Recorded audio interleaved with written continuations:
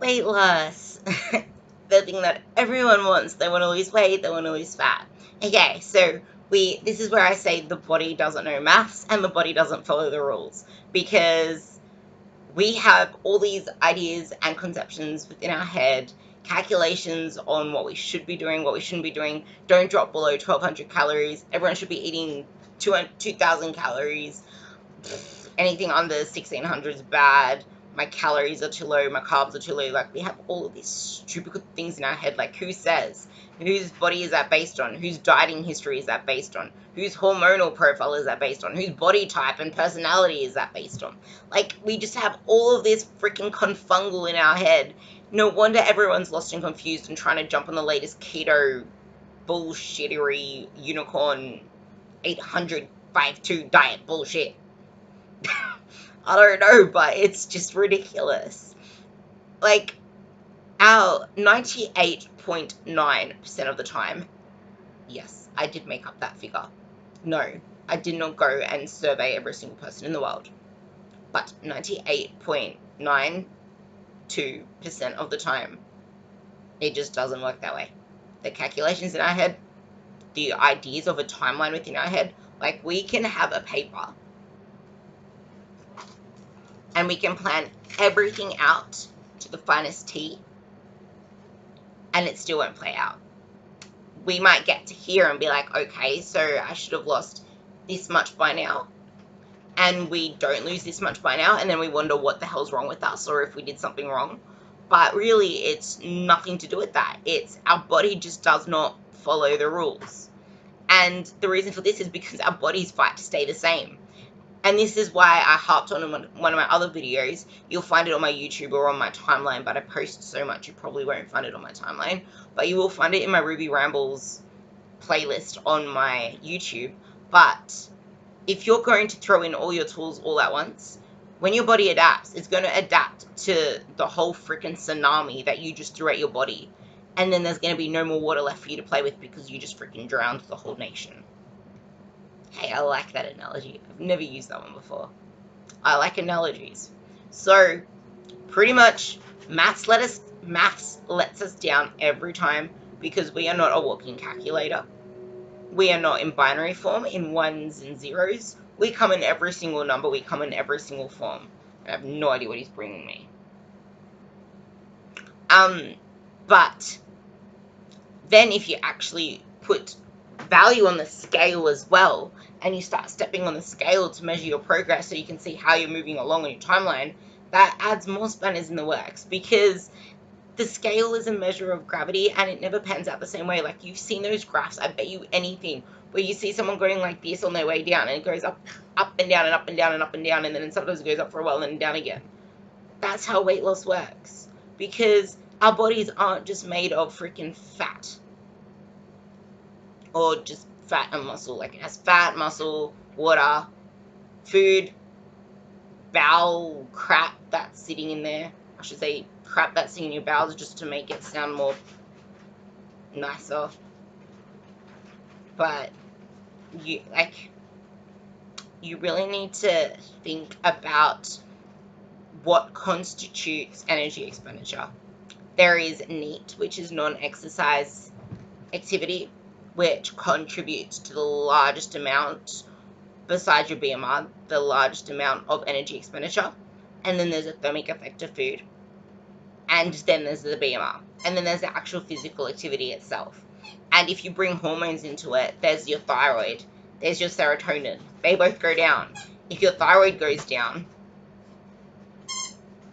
that leads to less energy expenditure. If your serotonin levels go down, that jacks up your cortisol. You're in a chronically stressed state.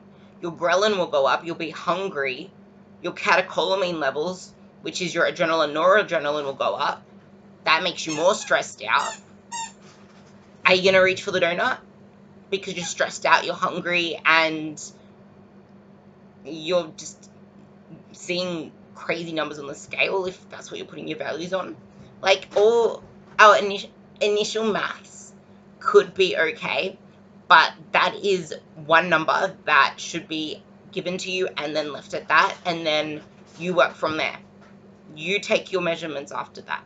Which way are you moving? Are you gaining? Are you weighting? Because there are so many individual differences, and there is so much, like, the body is dynamic, the metabolism is dynamic, what we do in a day is dynamic, and our environment changes everything. Things don't always follow the plan as predicted. The body does not follow the rules.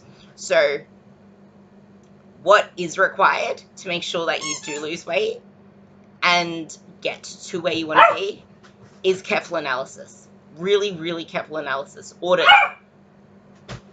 everything. Take your photos. Take them every 4 weeks. Get your performance measures. Which way are they moving?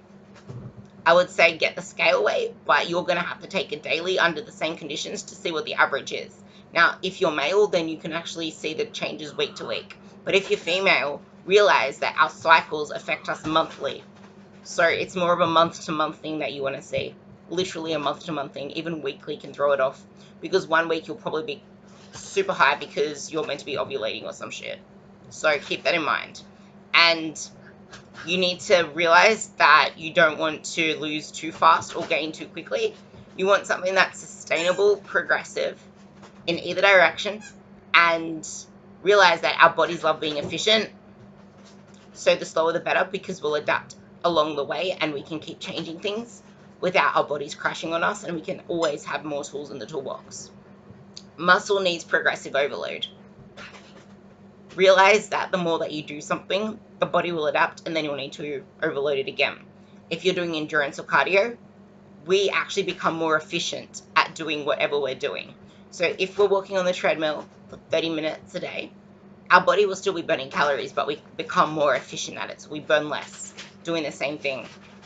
So dieting with food, you're going to have to keep reducing, same thing. So either way that you move, you're going to have to do it progressively and always audit it, analyze it, see which way you're moving.